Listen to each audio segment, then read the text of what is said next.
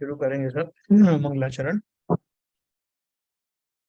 ओम नमः सिद्धेभ्यः जय श्री ओम नमः सिद्धेभ्यः जय श्री ओम नमः सिद्धेभ्यः।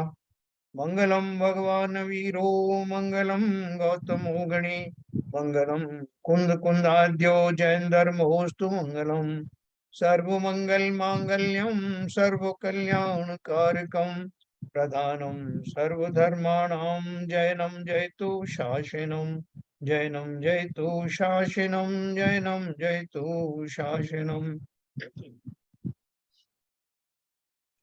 ज्ञानार्णव ग्रंथ का संस्थान विषय नाम के धर्म ध्यान के अंतर्गत पिंडस्थ ध्यान हमने पढ़ा। पिंडस्थ के बाद में अब पदस्थ ध्यान की बारी है, जिसमें मंत्रों का ध्यान किया जाता है, मंत्र और बीजाक्षरों का ध्यान किया जाता है। तो ये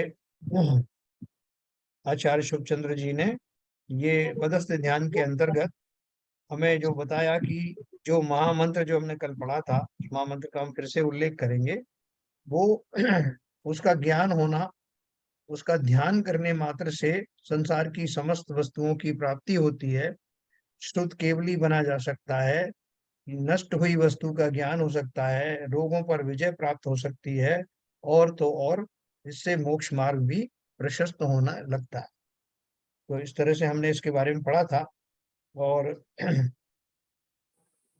पहले इसके बारे में क्या क्या इसके गुण हैं वो हमने पढ़ा। फिर ये इसका जो बीजाक्षर के साथ मिलकर के अनाहत का नाद वाला जो किस तरह से उसका की रचना होती है, ये हमने पढ़ा था।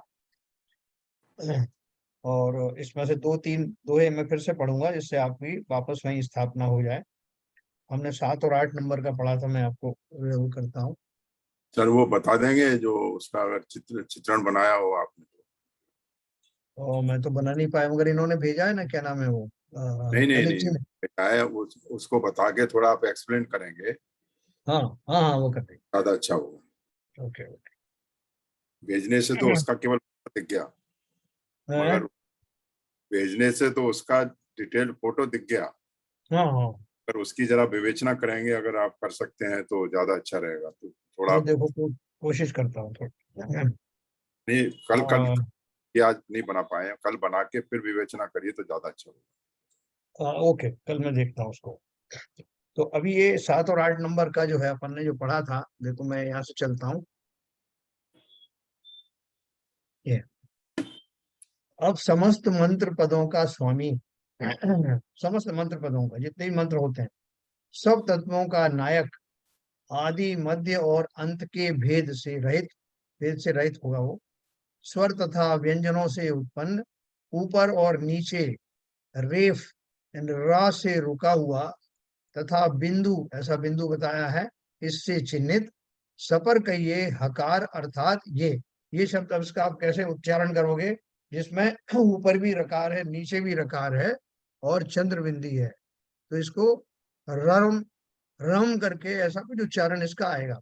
रहरम, एस हाँ। रहरम, रहरम, अब रहरम। देखो, सब लोग बोल के देखो इसको कैसा निकलता है। मेरे को तो जो लग रहा है रहरम। हाँ बताओ, और कोई पढ़ के सुनो, कोशिश बहन करें। बहन जी बताएंगे, बिल्कुल शुद्ध बता देंगे। हाँ पहले आप लोग सब ट्राई कर लो, फिर बहन जी बताएगी। हाँ बताओ भाई, क्या नाम है आपका, ललित जी, इसको उच्चारण करो। अब इसमें जो र की मात्रा चढ़ी है ना, हाँ तो र की मात्रा जो जैसे हम लोग शब्द जानते हैं, र हाँ की मात्रा चढ़ी हो तो एक्चुअली उससे पहले अक्षर जरूर होता है, जैसे बर, खर्चा, हाँ तो हाँ। च पे र की मात्रा चढ़ती है, ख पे नहीं चढ़ती है। हम्म। तो जो भी ऐसे र वाली मात्रा के शब्द होते हैं वो इस तरह के होते हैं, उसके पहले आगे एक अक्षर जरूर आता है। अब इसमें हाँ इसका कोई तभी। कोई अक्षर ही नहीं है, हा है केवल, उसका कुछ नहीं है। अब इस र की मात्रा को कैसे जाए, वही तो तो बता इसमें रहा जो ऐसे हा बोलो। में जो नीचे लगी ना मात्रा, हा में जो नीचे मात्रा वो लगी तो है, हरा हो गया, वो तो हरा हो गया, नीचे की मात्रा में प्रॉब्लम नहीं है। तो उसके ऊपर नीचे वाले सिर के अपन ऊपर पहले, डालिए, सिर के नीचे ऊपर वाले डालिए को। उसकी बात। हाँ सिर के देखिए ऊपर। ललित जी, देखिए ललित जी, आप बिल्कुल सही कह रहे हैं। खर्चा है, खा पहले लगा होता हाँ है। अर्चना है तो आ पहले लगा हाँ, होता पहले लगा। है। जब नहीं लगा है तो आ के बाद हम रा को पढ़ेंगे ना पहले। इसलिए मैंने बोला राहरम। रा पढ़ोगे तो आधा रा कैसे पढ़ोगे सर आप? राहरम, राहरम पूरा रा नहीं। रम तो पूरा हो गया, आधा आधा कहाँ हुआ? ये मात्रा का जो स्वर आता है वो तो ना आया इसमें। वही तो कह रहा हूं मैं, आप सुनिए तो सही। राहरम, रा आधा रा, राहरम। हरम नहीं तो बोल रहे, आधा रा कहाँ हुआ इसमें? रा पूरा बोल दिया आपने। हरम नहीं बोला है, राहरम। एक्चुअली में ये वर्ड नहीं है, ये ऐसा आएगा जैसे आप नादी से आवाज निकालोगे ना तो ऐसा ऐसा गूंज होगा। मैंने अच्छा नहीं किया होगा ऐसा, लेकिन बिल्कुल सही, आपका इस तरीके से ही आएगा वो। बिल्कुल आपका अटेम्प्ट सही है। नहीं और सही कोई करो भाई इसको। समझ में आ रहा है मेरे को, क्योंकि साहब इसमें र की मात्रा चढ़ी, या तो उस तरह से जाने हम, तो या तो हम इसको र की मात्रा ना बोले तो चलेगा, लेकिन अगर र की मात्रा की तरह चढ़ा हुआ है ना, तो इसके बोलना तो कैसे बोलेंगे मेरे को तो नहीं समझ में आता। ये आधा रा बोलना पड़ेगा सर। वो र की मात्रा जैसा नहीं उच्चारण। और बताओ कोई, ट्राई करो भाई, जो अवेलेबल है सब। अभी मैंने किया, आपने सुना जन से? हाँ सुना, एक बार और ट्राई करिए। ये शैलेंद्र ने जो बताया वो सही लगता है। एक बार रम। अच्छा आगे आगे लिख देते तब कैसे बोलते आप? र जो लिखा है ना, मैं ऐसे बोलता र, ह के ऊपर चंद्रबिंदु और र, तब कैसे बोलते आप? राहरम, राहरम तो भी ऐसे बोलते हैं, और अभी से तभी ऐसे बोलते हैं। अभी आधा रा बोलेंगे। आधा रा कैसे बोलोगे सर? एक्चुअली वो बोल तो रहा हूँ मैं, आप सुन नहीं रहे। नहीं मैं आधा रा बोल, जैसे अपन तुम बोलते हैं ना, तुम तो आधा ता है। एक्चुअली आधा रा नहीं है, जो मात्रा चढ़ी है ना सब ऊपर, वो आधा रा है। ललित ना जी, ना ना, नहीं हाँ मेरे के ख्याल नीचे में जो डंडा लगा है ना उसके उसमें वो आधा है। ललित जी, अभी एसके जन साहब ने बोला तुम बोलते हैं ना, तो आधा ता बोलते हैं कि नहीं बोलते हैं? हाँ तो तुम बोलते हैं ना। हाँ तो इस तरह राम, आधा रा राम, आप उसको सुनिए प्रॉपर। आधा शब्द ही बोला जा सकता है, हनंत लगा के बोलते हैं ना अपन जैसे। यस। तो देखो, इसको अपन ट्राई करते रहेंगे। बहन जी आ गई हो तो एक बार वो भी ये उच्चारण आधा करके रा है बताओ। कि मात्रा है? मात्रा में और उससे फर्क हो जाता है सर। नहीं सर, मात्रा और आधा ता, रा की मात्रा ऐसे ही लगती है, आधा रा ऐसे ही तो लगता बोला ही जाएगा एक्चुअली। है। अब आप मान नहीं रहे तो मैं उसके लिए कुछ नहीं कर सकता। क्या बहन जी है उधर? हाँ मैं हूँ। हाँ तो बहन जी जर आपने किया होगा इसका उच्चारण, कोशिश आधे की होगी। अक्षर पहले आते हैं तो भी बोलते हैं ना, आधा म पहले आ जाता है तो म्यान, है ना। हाँ। जैसे आपने तम का उदाहरण दिया, ऐसे ही हाँ। ये आधा र है जो ऊपर चढ़ा हुआ है। पूरा रचना नहीं बोलेंगे, जैसे अर्चना बोलते हैं, अर्चना में भी तो आधा र बोल रहा है ना, और ऊपर चढ़ा हुआ है वो हाँ, वो आधा ऊपर र। वाला तो आ जाएगा पहले। हाँ तो ऐसे ही ये र पहले बोलेगा, जैसे वो शिवजैन साहब बोल रहे हैं ना, र जल्दी से बोलेगा, हाँ पूरा बोलेगा, रम वही तो रम। और वही माँ जो बिंदी होती है वो बाद में ही बोलती है हमेशा, जो बिंदी चढ़ी होती है वो हमेशा बाद में बोलती है। राहरम, राहरम, राहरम। राहरम, राहरम। और जैसे उसका आकार बना हुआ है उस हिसाब से लंबा बोलना चाहिए, लेकिन हम वैसा बोल नहीं पाते हैं। देखिए ऐसे इस तरह से वो भी राहरम, राहरम। हाँ, मतलब लंबा जाएगा, बहुत लंबा जाएगा। हाँ हाँ बहुत लंबा बोलेगा उसमें, और बाकी शब्द जो है सारे अधूरे हैं। जम्बूद्वीप का बात कर रहे थे देखो तो जैसे वो हम छोटी शांति धारा पढ़ते हैं, उसमें सारे अक्षर आधे आधे हैं, उसमें बोलते हैं ना समलवरियुम, स म ल व पूरे आधे आधे अक्षर है। बिल्कुल तो बिल्कुल, बोलते हैं ना उसको बोलने बहुत तकलीफ होती है बहन जी। हाँ समलवरियुम, यूम बाद में जाकर के यू पूरा है, बाकी पूरे अक्षर आधे हैं। हमलवरियुम समलवरियुम ऐसे बोलते हैं ना, पूरे आधे आधे अक्षर पूरे बोलते हैं वो सारे अक्षर। हाँ पूरे अक्षर बोले, हर एक पत्यार में आता है वो। हाँ पूरे अक्षर बोलते हैं, और वो आधे आधे बोलते हैं, और सब आधे आधे बोलते हैं। इसमें जो है इन्होंने ज्ञानार्णव ग्रंथ के ऊपर में प्रणम सागर जी ने भी काफी वो लिया है टॉपिक्स। तो वो यूट्यूब पे जरा खोज के देखना, उनका ये वाला सर 38 नंबर का उन्होंने वहां दिया होगा कहीं, यूट्यूब में भी देखूंगा, उसमें हो सकता है उन्होंने उच्चारण करके भी बताया हो। हाँ हो सकता है। अच्छा सर, जो जम्बूद्वीप का मैंने फोटो सर्च किया था गूगल पे, वो फिर मैंने शेयर किया था, हाँ पर वहां पे जो ये मंत्र है वो छोटी की मात्रा लगा के बनाया है उन्होंने, तो या तो मंत्र कुछ और है, ये वाला नहीं है वो। गूगल कौन कैन सा नॉट बी वाला? ऑथेंटिक, जो हमारी जी। किताब में दिया हुआ है दैट इज मोर ऑथेंटिक। नहीं नहीं सर, मैंने जम्बूद्वीप की फोटो गैलरी देखी, तो उसमें हाँ। फोटो दे रखे हैं। नहीं, किस पे वो देखी रीम है फोटो सर, गैलरी, किस पे देखी? वो रीम है, रीम। नहीं नहीं, जम्बूद्वीप की आपने फोटो कौन सी साइट पे देखी? गूगल पे। गूगल की गूगल साइट पे not authentic, that can not be considered as authentic as far as Jain Agam is concern. जो जैन आगम की किताब फोटो में है, जो मंत्र की फोटो है, वो फोटो ली हुई है, उस फोटो को मेरे आप ये फोटो में प्रिंटिंग में मिस्टेक हो करके सकती डाली है होगी सर। फोटो। अरे सर, प्रिंटिंग में मिस्टेक हो सकती है उसमें। फोटो है सर, फोटो लिए, जैसे मेरी फोटो खींची फोटो में नहीं मिस्टेक हो सकती, सुनो सुनो, कर वो दी। रीम रीम होगा वो यार, ये वो बार रीम शब्द है नहीं। एक्चुअली, वो अलग है एक्चुअली। हाँ वो रीम है।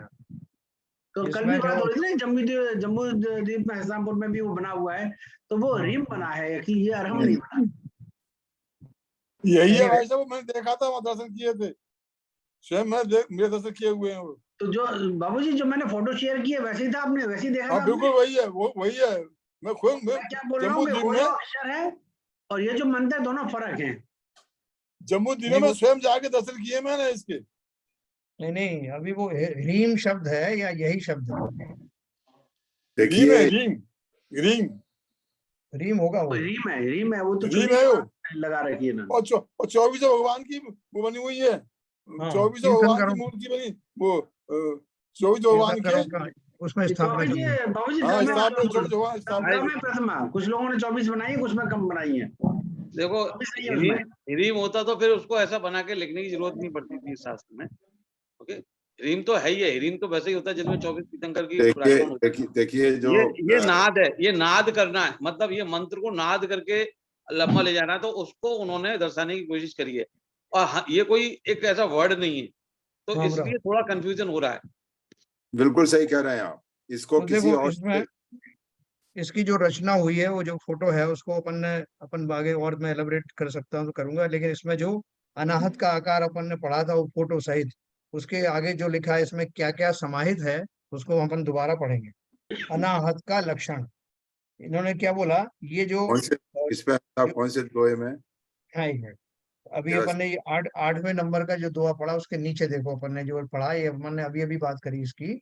हाँ हाँ, अब समस्त मंत्रों का, पदों का स्वामी, सब तत्वों का नायक, आदि मध्य और अंत के भेद से या रहित होना चाहिए, स्वर तथा व्यंजनों से उत्पन्न, ऊपर और नीचे रेफ से रुका हुआ, तथा बिंदु, ऐसी बिंदु से चिन्हित, सपर कहिए हकार अर्थात हे रर्म जो भी है ऐसा बीजाक्षर तत्व है। अब इसमें अनाहत सहित इसको योगी जन मंत्रराज कहते हैं, मतलब ये प्लस जो अनाहत है, इन दोनों का कॉम्बिनेशन, उसको अब योगी जन मंत्रराज कहते हैं। ठीक है मतलब उस नाद के साथ में जो नाद जाएगा, वो नाद अनाहत का शब्द उन्होंने आगे एलिब्रेट किया है कि वो जो नाद होगा उसमें कौन कौन से शब्द गुंजायमान होंगे, कौन कौन सी ध्वनियां उसके अंदर में प्रविष्ट होंगी, ये अनाहत नाद में होगा। और इसमें साथ में ये अक्षर मिला करके ये टोटल जो है वो बनता है। तो ये जो आकृति बनाई गई है, इस आकृति में ये दोनों चीज हैं, ये बीजाक्षर भी है रम जो है, और उसके साथ में अनाहत नाद आने के लिए जिन जिन मात्राओं की और बीजाक्षरों की आवश्यकता है वो सब इसमें समाविष्ट करके ये रचना की गई है। तो अनाहत सहित और इस रचना को योगी जन मंत्रराज कहते हैं। उसके बाद अपन ने पढ़ा इसकी बहुत सारी जो महिमा अपन ने पढ़ी, और वो कैसा है उसकी कल्पना कैसे करनी है। अभी जब आप उसको डिजिटल फॉर्म में देखेंगे, ये तो उच्चारण के फॉर्म में हुआ, तो डिजिटल फॉर्म में कैसे देखेंगे, देव और असुर कर रहे हैं नमस्कार जिसको, ऐसा अज्ञान रूपी अंधकार के दूर करने के लिए सूर्य के समान, तथा मस्तक पर स्थित जो चंद्रमा उसकी किरणों के समूह से व्याप्त किया है दिशाओं का मुख आग जिसने, ऐसे इस मंत्र राज का ध्यान करे। है ना, कहाँ पे ध्यान करें इसको, यहाँ तो उन्होंने लिखा है मस्तक पर स्थित जो चंद्रमा उसकी किरणों के समूह से व्याप्त किया है दिशाओं का मुख आदि भाग जिसने, ऐसे इस मंत्र राज का ध्यान करें। तो कहाँ ध्यान करें, उसका मस्तक पर करें या आकाश में करें? देखो इसमें आगे नीचे दिया उन्होंने, तत्पश्चात इस मंत्र राज का कैसा ध्यान करें सो कहते हैं। हे मुनीन्द्र, स्वर्णमय कमल के मध्य में कर्णिका पर विराजमान, मल तथा कलंक से रहित, शरद ऋतु के पूर्ण चंद्रमा की किरणों के समान गौर वर्ण के धारक, आकाश में गमन करते हुए तथा दिशाओं में व्याप्त होते हुए ऐसे श्री जिनेन्द्र के सदृश इस मंत्र राज का स्मरण अर्थात ध्यान करो। तो अब क्या क्लियर हुआ इससे अपने को, जो लग रहा है कि हम इस मंत्र राज को, जो जिसकी आकृति अपन ने अभी डिस्कस की है, वो जैसे आसमान में चारों दिशाओं में घूम रहा है ऊपर, और जिसमें से अत्यंत तेज रोशनी निकल रही है, लाइट निकल रही है, और वो लाइट कैसी है, जैसे चंद्रमा की किरणों का रंग होता है, उस वर्ण वाली रोशनी चारों दिशाओं में उसके घूमने से मंत्र राज के निकल रही है, और मैं उसको उसी स्थिति में ही कल्पना में ध्यान कर रहा हूँ। नहीं तो भाई इसका साहब एक सेकंड, इसका वो भाई करेंगे ना, साहब एक मिनट बाबू जी। एक एक करके। हाँ सर, इसका हाँ नाद करेंगे ना, बोलते समय, ध्यान करते समय हाँ हाँ बिल्कुल। इस मंत्र का नाद करेंगे, उच्चारण के साथ अपने को बोलना है इस मंत्र को। नहीं नहीं, देखो मैंने इसको आपको दो पहलू बताए, अभी अपन वो कैसे यही मैं करेंगे पूछ रहा था, यही जब मैं पूछ ध्यान, रहा था भाई साहब। हाँ मैं बताता हूँ। समझने जब तो अपन दो ध्यान, ये तो अपन ने आकृति, अपन ने एक बना ली, आकृति बता दी कि वो आकृति इस प्रकार की बनेगी। अब वो आकृति को आप कल्पना में लेंगे और उसको घुमाएंगे, नहीं और घुमा उसमें से रोशनी निकल रही है, इस तरह की रोशनी सर, निकल रही है सर जो। हाँ देखिए, दो चीजें हैं। हाँ एक तो आप कल्पना में उसका ध्यान करके इसका मंत्र को सामने रख के, और वो मंत्र चारों दिशाओं में आकाश में घूम रहा है, चंद्रमा की जैसी रोशनी निकल रही है, उसका आप ध्यान कर रहे हैं। बराबर। साथ साथ आपको इसी मंत्र का ही आपको नाद भी करना है, नाद भी तो करना है ना आपको। देखो नाद का अपन आगे पढ़ते हैं, अपन इसके दो दो पहलू बोल सकते हैं कि जब कभी इसका उच्चारण किया जाएगा तो उसका नाद इस तरह का होगा, और जब उसकी कल्पना में अपन करते हैं तो अपन दोनों चीजें भी कर सकते हैं कि नाद करते हुए उसको चिंतन में भी ला सकते हैं, दोनों वही चीजें की पूछ जा सकती वही मैं क्लियर कर रहा हूँ कि दोनों हैं। अलग अलग क्रियाएं हैं या हाँ दोनों एक साथ चलेंगी। नहीं, स्टार्टिंग नाद से होगा, फिर धीरे धीरे नाद शांत हो जाएगा, वहां पर आप स्थिर कर लोगे उस पर, फिर आप ध्यान कर सकते हो, ऐसा रहेगा। ये आपका तीसरा पहलू हो गया सर, हाँ हाँ हाँ। ये तीसरा देख ऑप्शन अभी, हो। अभी देखते जाओ, अभी अपन देखो अभी कंक्लूजन पर नहीं पहुंचे। अभी अपन ने इसके दो फॉर्म देख लिए कि जब उसको बोला जाएगा, नाद किया जाएगा, तो उसमें ये मात्राएं उसके अंदर में है। अनाहत का अपन आकार पढ़ रहे हैं ना, तो अभी देखो मैं इसके बारे में आगे बता रहा हूँ आपको। मंत्रराज कहते हैं, और अनाहत का आकार, अनाहत में क्या क्या शामिल है, अनाहत में क्या क्या शामिल है, जो अपन ने वो जो अक्षर बनाया है उसमें क्या कौन कौन सी मात्राओं का समाविष्टि है, जो मैं आपको फिर से पढ़ के सुना रहा हूँ। इसमें शायद इसमें नहीं दिया हुआ जो अपन शेयर कर रहे हैं, किताब में से मैं आपको बता रहा हूँ।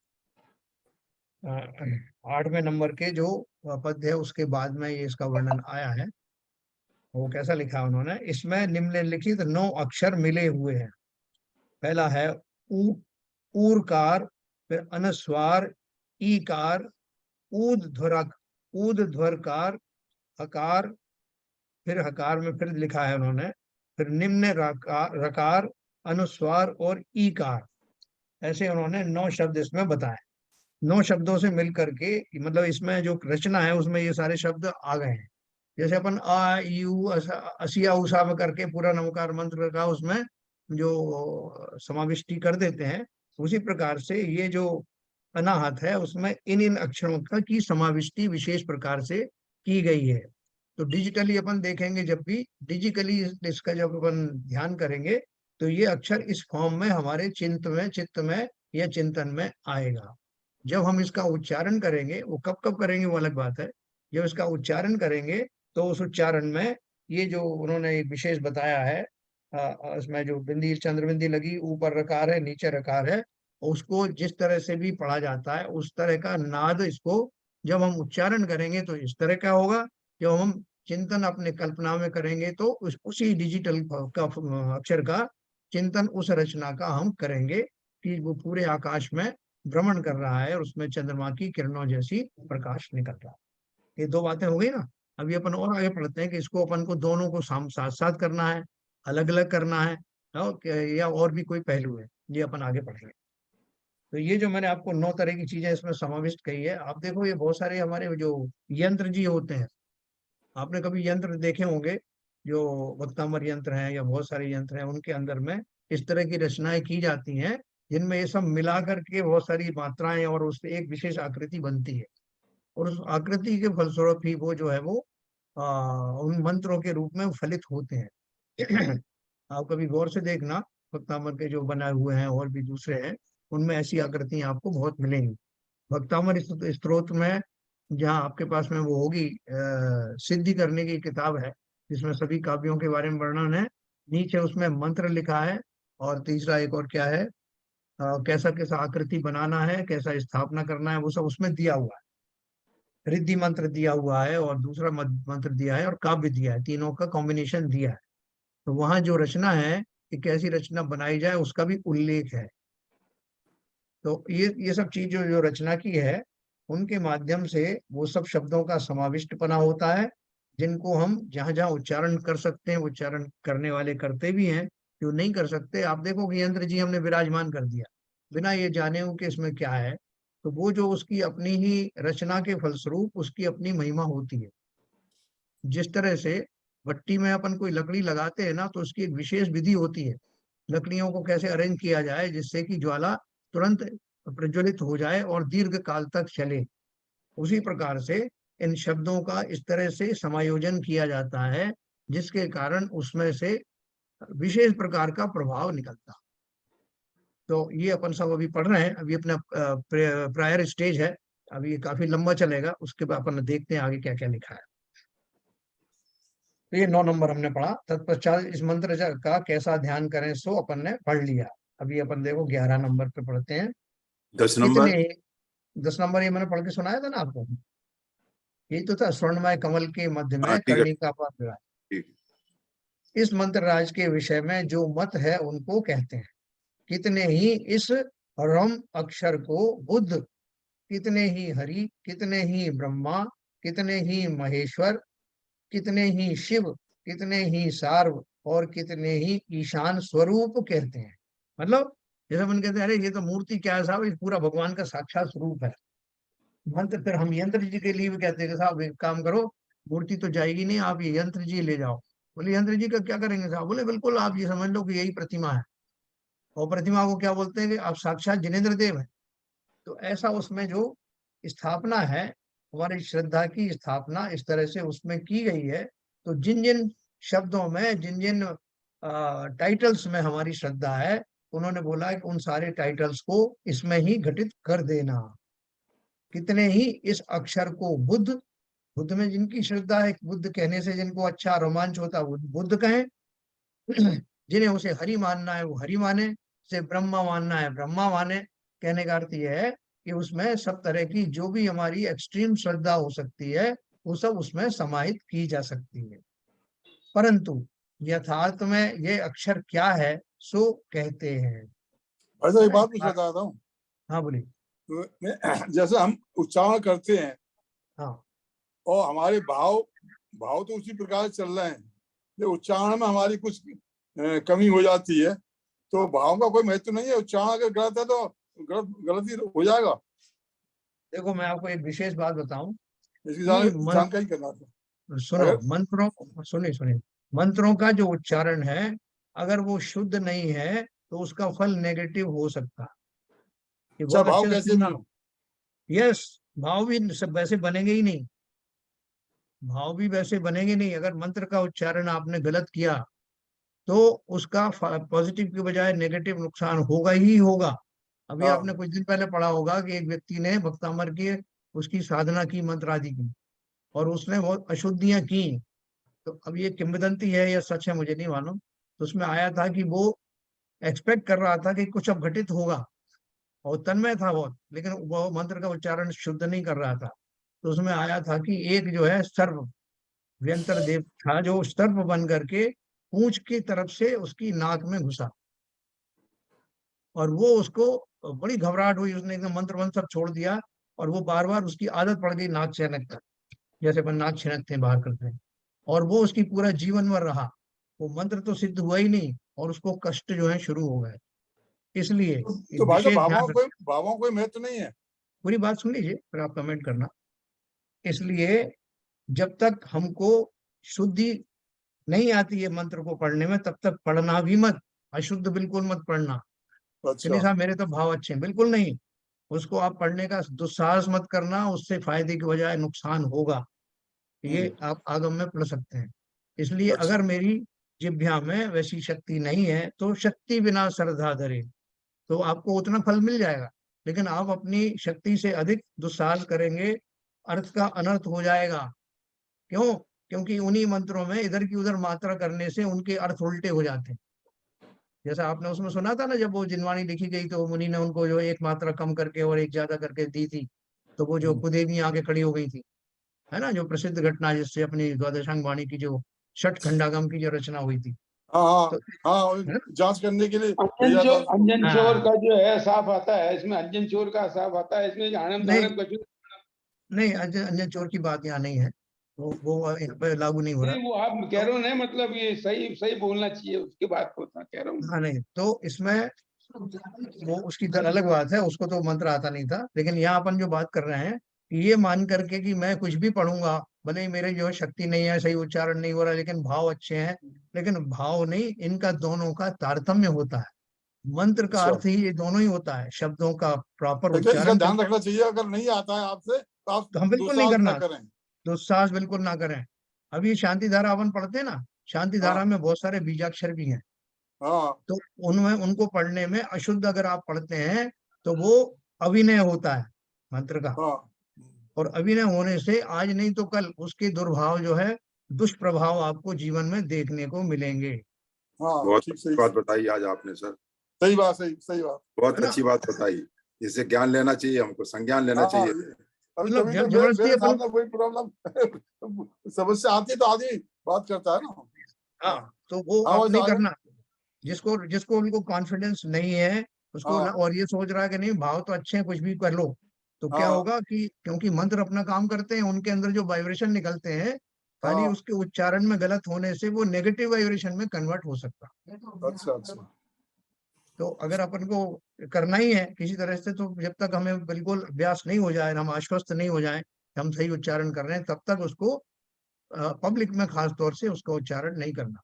नहीं करना चाहिए, अब ठीक। क्या अकेले में भी नहीं करना चाहिए सर, ये नहीं, तो अकेले में नुकसान। कोशिश करके ठीक कर सकते हैं, अगर आप अपना जो प्रोनाउंसिएशन वो तो सुधारना चाहते हैं। तो प्रैक्टिस, भाई साहब प्रैक्टिस कैसे होगी इसकी फिर सही बोलने प्रैक्टिस। की? नहीं नहीं, देखो ऐसा है, सबके अपने अपने अपने अपने लिमिटेशंस होते हैं सबके, उसमें कोई अपन को दुखी होने की जरूरत भी नहीं है। सबके अपने लिमिटेशंस होते हैं। अभी जैसे अपन को बताते हैं कि साहब जिनके शरीर में फोड़ हो, जो कटे पिटे हो, उनको अभिषेक नहीं करना चाहिए, है ना, ऐसा अपन ने पढ़ा कहीं।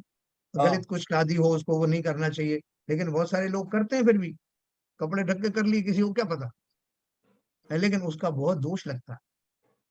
नहीं तो नहीं यहाँ मतलब साहब, पे यहाँ पर सर, हाँ, बाबूजी की बात का मैं थोड़ा जवाब देना चाहता हूँ। यहाँ ज्ञान हम पढ़ रहे हैं, मुनि दीक्षा है हमारी, तब हम कर रहे हैं ये हाँ ध्यान, तब हमको ये ध्यान हो रहा है।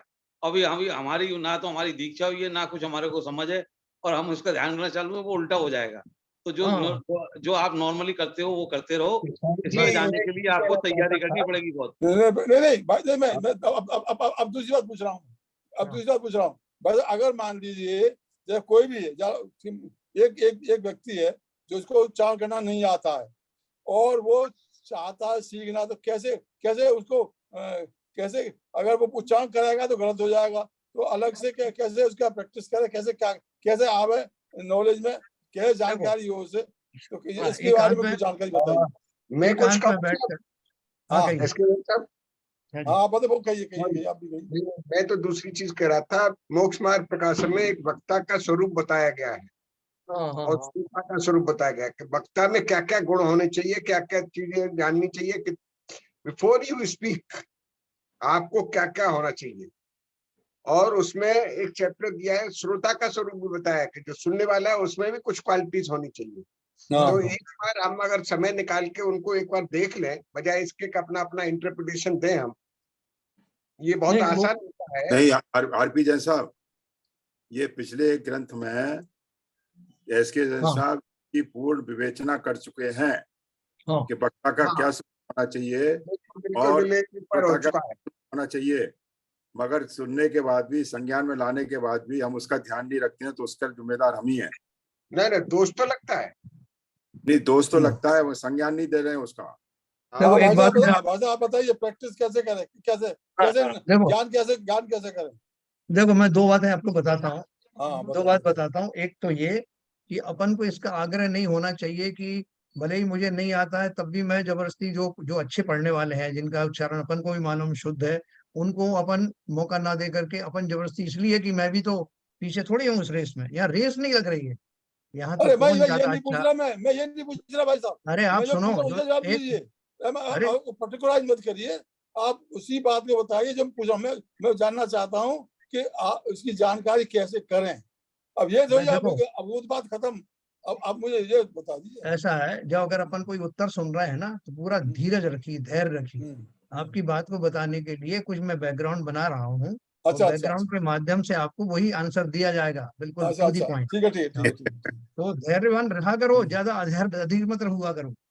तो देखो मैं क्या बोल रहा था कि अपने अंदर में जो अगर कभी भाव आए, दो तरह के भाव आ सकते हैं। एक तो ये आ सकता है कि मुझे इसको सीखना है और मैं पब्लिकली अगर इसको अनाउंस करूँ, प्रोनाउंस करूंगा तो जल्दी सीख जाऊंगा, एक तो ये भाव आता है।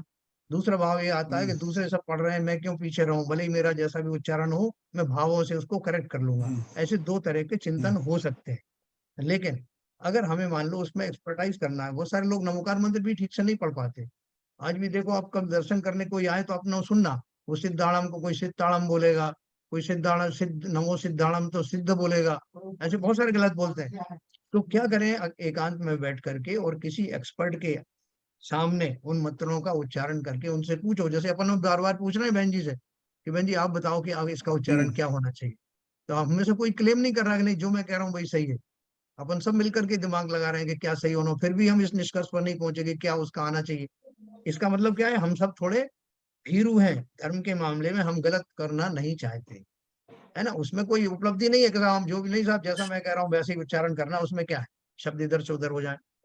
तो इसलिए या तो भी किसी एक्सपर्ट के माध्यम से उसके सानिध्य में एकांत में उसका अभ्यास करेंगे, करना जरूरी है तो।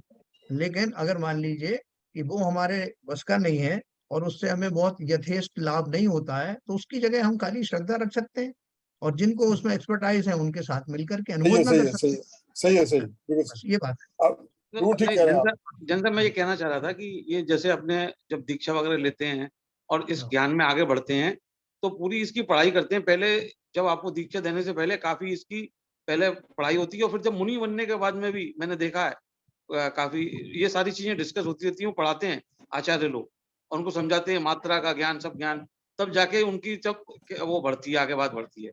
तो ये मेरे- वास्तव में आपने सही कहा है कि जैसे अपने को जैसे व्याकरण पढ़ रहे हैं या हम लोग या संस्कृत पढ़ रहे हैं, तो यदि वास्तव में हमारी बहुत सारी इच्छा है और हम बहुत अच्छे से पढ़ना चाहते हैं, तो निश्चित रूप से हमको किसी स्पेशलिस्ट को भी कनेक्ट करके पढ़ सकते हैं सेपरेटली और समझ सकते हैं और ज्यादा अच्छी तरीके से। ये मैं जस्ट कहना चाहता था।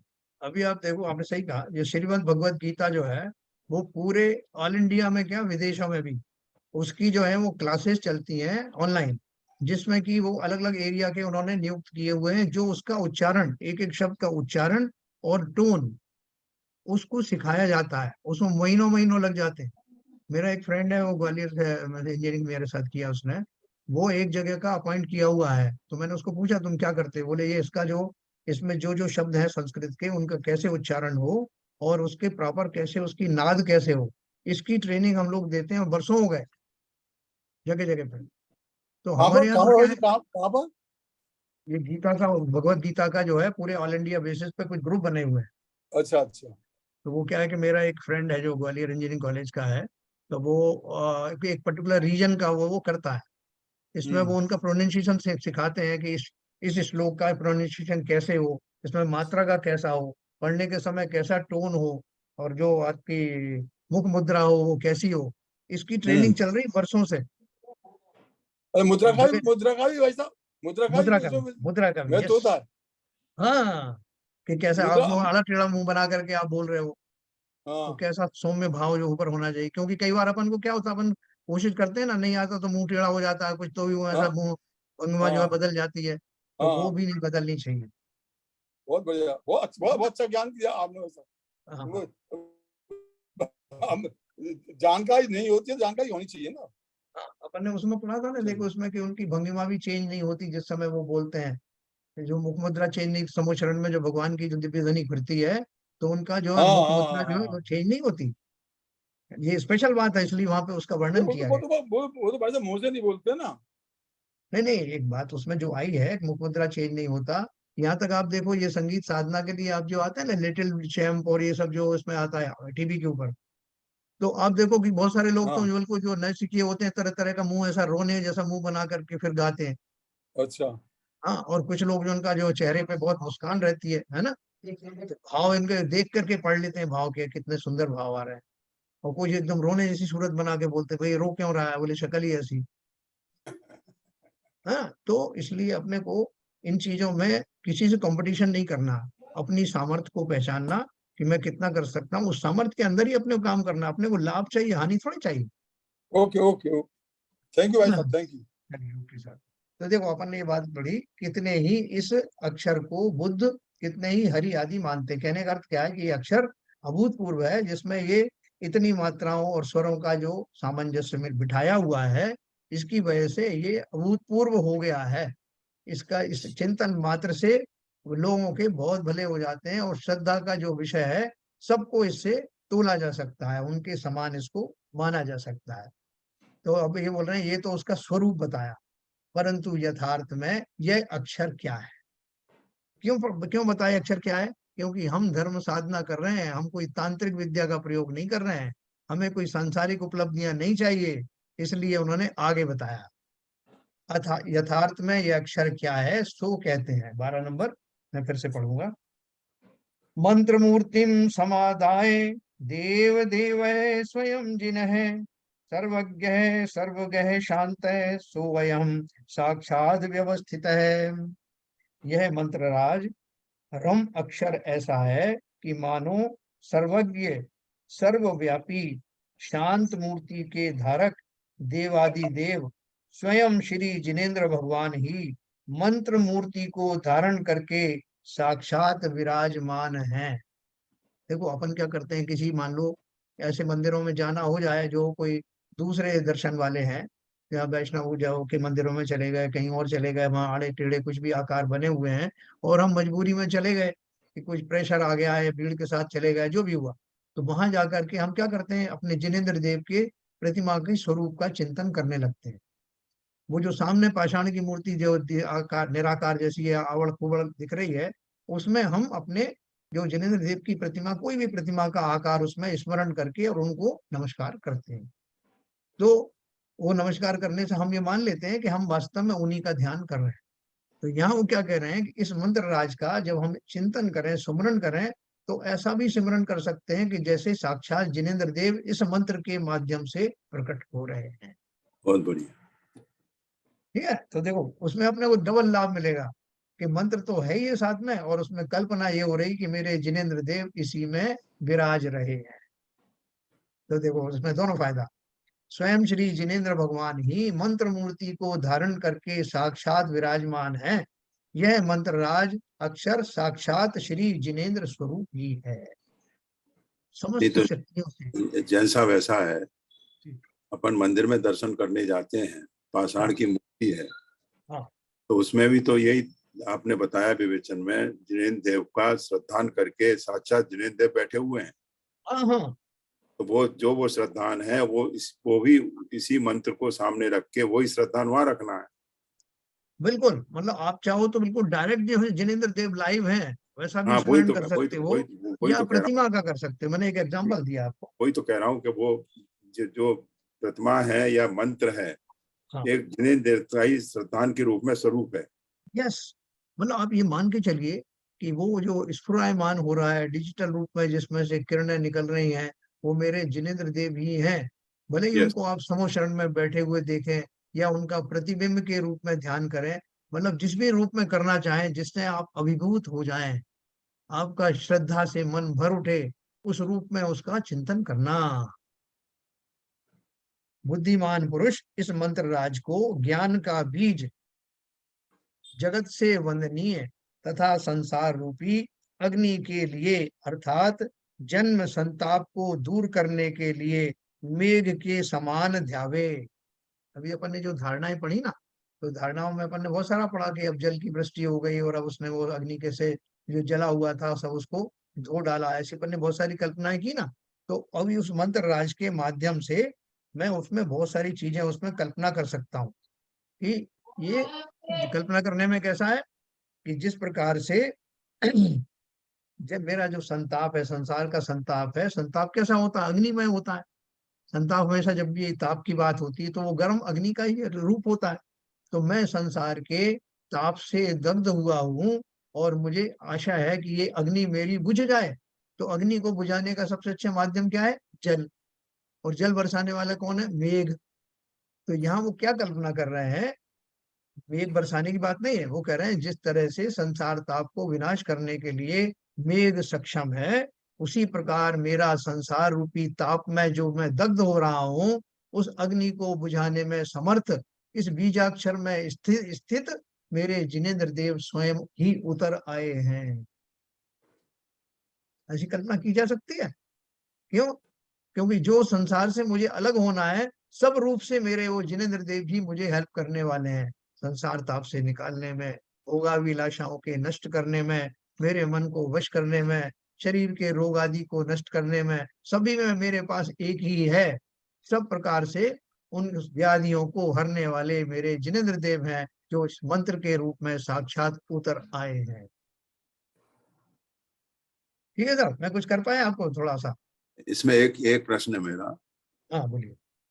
हम जिनेंद्र देव से निदान तो कर नहीं सकते ना कि हमारे सारे रोग दूर हो जाए, हमारा सारा नहीं, ये नहीं, नहीं, नहीं, वो मांगने वाली बात तो है ही नहीं।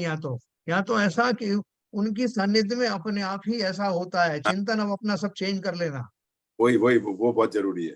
बिल्कुल। वो कहीं भी निदान अगर आपने अभिलाषा करी तो वो निदान में आएगा। अभी अपन सब समझदार हो गए। जैन साहब, ये जो भी ध्यान की स्थिति है वो तो शुरू की स्थिति है, बाद में तो फिर चेंज ही हो जाता है सब कुछ। अरे वाह वाह वाह, अभी अपन अपनी इसको डाइजेस्ट करो पहले। आप बिल्कुल सही कह रहे हो, इससे ऊपर जाना है हमको। अभी तो प्रारंभिक स्थिति है जिसमें मैंने जिनेंद्र देव की का सानिध्य मान लिया उस मंत्र के रूप में, और मैं निहाल हो गया हूँ कि वो मंत्र राज मेरे सब कष्टों का निवारण करने में समर्थ है। उसका चिंतन मात्र ही मेरी सारी अभिलाषाओं की पूर्ति नहीं, अभिलाषाओं को समाप्त करने में सक्षम है। अब यस मुझे संसार में रहना नहीं है, मुझे कोई अभिलाषा नहीं है। मैं तो जी, मेरी अभिलाषा ये है कि मेरी सारी अभिलाषाएं समाप्त समाप्त हो हो। जाए। हाँ, अब मुझे संसार में रहना नहीं। मोह भंग हो गया संसार से मेरा। अब मुझे तो इन सब मंत्रों में ऐसा ही मंत्र चाहिए था जो मुझे भव भव का नाश करके सिद्ध शिला में स्थापित कर दे। ऐसी कल्पना करना। वैसे आज एल के जैन साहब ने जो छेड़ा उससे काफी क्लैरिटी हुई, काफी डिस्कशन हुआ उस पे। ऐसा है, एल के जैन साहब जब भी छेड़ते हैं तो वो छेड़ते नहीं, छोड़ते कुछ नहीं। ना कुछ भला हो जाता, सबका भला हो जाता। नहीं देखो, सबका कंट्रीब्यूशन रहता है, सबने अपने अपनी भाषा में जो इवन जो प्रश्न पूछने वाले हैं, जैसे बाबूजी ने प्रश्न पूछे, हाँ। उसके माध्यम से अपन को बहुत सारी जानकारी बहुत सारी मिली। जानकारी, मतलब ये वाली जो जानकारी बाबूजी ने पूछा, फिर आपने जो आंसर दिया जी कि अपने को मतलब जबरदस्ती मंत्र नहीं बोलना है, ये वास्तव में बहुत ध्यान रखने वाली बात है। भाई अगर साहब अपन समर्थ नहीं है तो जीवन के आखिरी क्षण तक आदमी हाँ, सीखता है। हाँ, पारंगत कोई नहीं होता।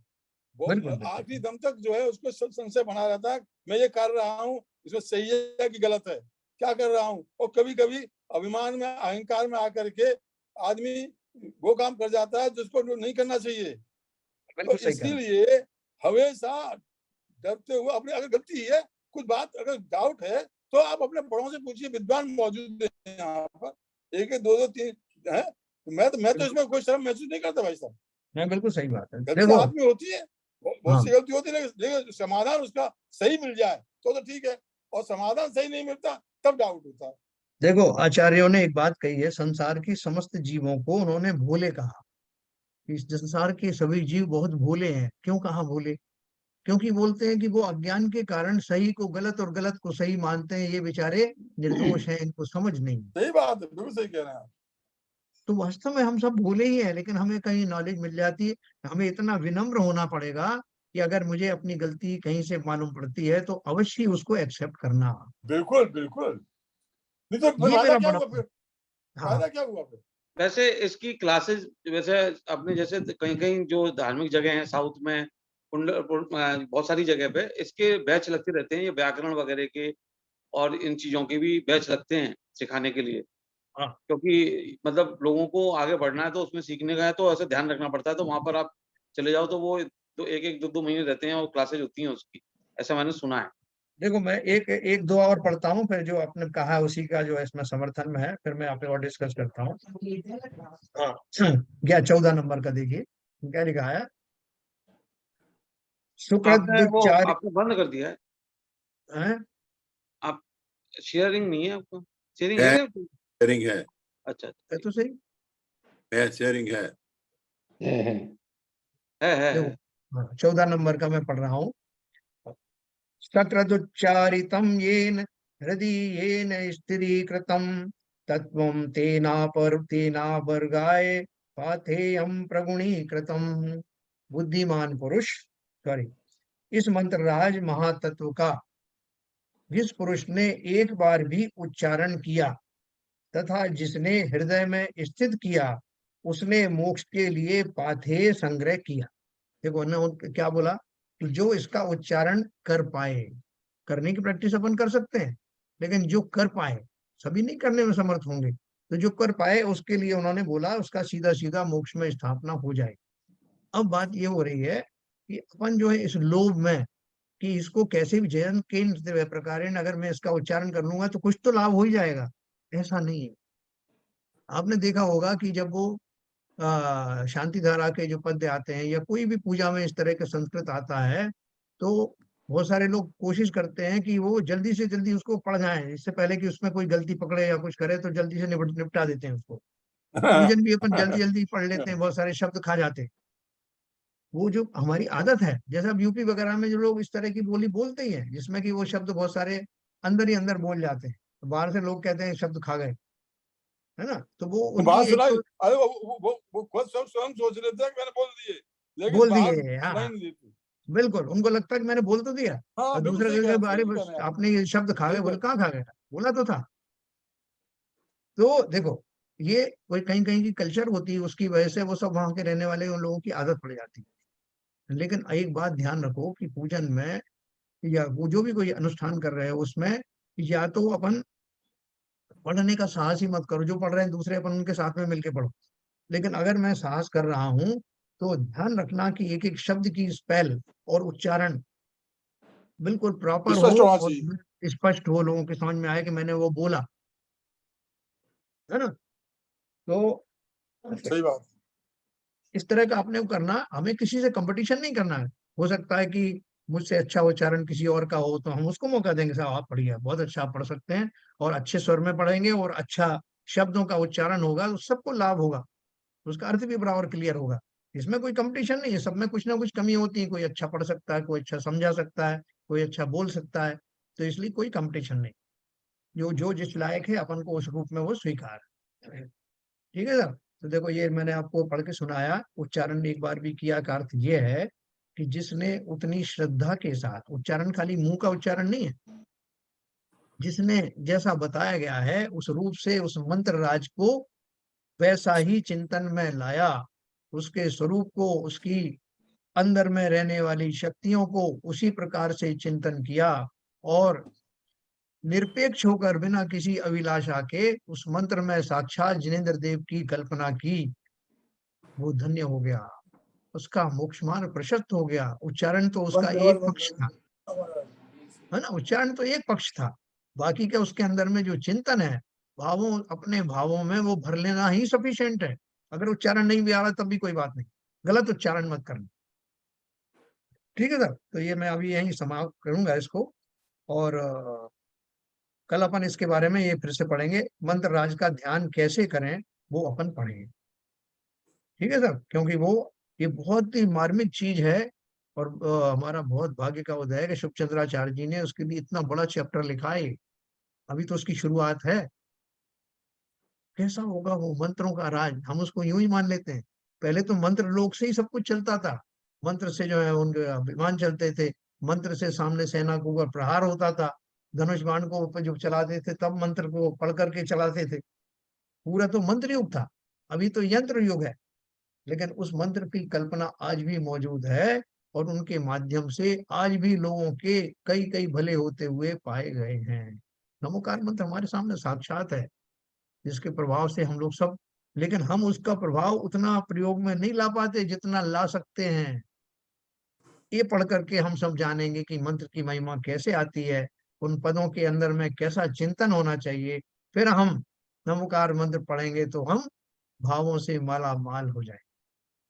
सर कल आप उसकी आकृति बना के, हाँ और मैं चाहूंगा कि उसका विवेचन करें, हाँ। मूल मंत्र राज और उसमें 9 अक्षर नीचे उसमें कैसे समाहित हैं, उसका थोड़ा एक्सप्लेनेशन देंगे तो थोड़ा हमारा मतलब कंसेप्ट और क्लियर हो जाए। मेरे ख्याल से ये काम में बहन जी ज्यादा महारथी है उनकी। क्या बहन जी आप कर पाएंगे इसको? उन्होंने किया भी है, इसको प्रैक्टिस की है। नहीं, मैंने नहीं की इसकी प्रैक्टिस, मैंने तो सिर्फ बोल- पढ़ा है बस। मैंने नहीं। नहीं प्रैक्टिस नहीं की ना, मैंने ये वाला ध्यान भी नहीं किया। अच्छा नहीं, आप अच्छा, जरा वो उसको स्टडी करके, भले ही कल परसों जितने दिन हाँ, तैयारी हो आपको जाए। जरा संस्कृत का भी विशेष ज्ञान है, आपको स्वर और व्यंजन का भी विशेष ज्ञान है, मुझे इतना ज्ञान नहीं है इसका। तो थोड़ा सा आप जरा करेंगे तो ज्यादा कारगर होगा, नहीं, है ना आप उसमें। करो तो हाँ, मुझे जो समझ में आएगा मैं अपनी समझ से बता दूंगी, जितना मुझे समझ में आएगा। लेकिन थोड़ा सा कठिन तो है, जरूरी नहीं है कि हम वहां तक जो आचार्य बताना चाह रहे हैं हम वहां तक पहुंच पाए, कोई जरूरी नहीं है। ठीक है, फिर भी जितना समझ में आ जाए। हाँ, तो चलिए मैं कुछ करूंगा कोशिश में, बहन जी साथ में रहेंगी तो अपन कोशिश करके कहीं पहुंचेंगे बहुत बढ़िया, थोड़ा बहुत इसका। बढ़िया, बहुत बढ़िया। चलिए बहुत बढ़िया है, बहुत आप लोगों के सानिध्य में बहुत आनंद आया। मंत्रों का बहुत अच्छा महात्म समझने से बहुत रोम रोम पुलकित हुआ। तो सबको बहुत धन्यवाद, जिनवाणी स्तुति करेंगे।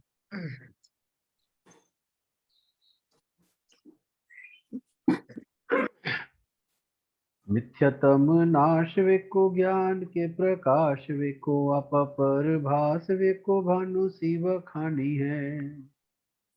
छहो द्रव्य जान वेको बंध विधि भान वेको स्वपर पिछान वेको परम प्रमानी है। अनुभव बताए वेको जीव के जताए वेको काहू न सताए वेको भव्य और आनी है। यहाँ जहाँ वहाँ ता जहाँ तहाँ तार तार वेको पार के पार के उतार। उतार वेको सुख विस्तार वेको यही जिनवाणी है। हे जिनवाणी भारती तो है जपूदन रहन, जो तेरी शरणा गए सो पावे सुख चैन। या वाणी के ज्ञान से सूझे लोका लोक, सो वाणी मस्तक धरो सदा देते हैं धो, सदा देते हैं धो। जिनवाणी माता की जय।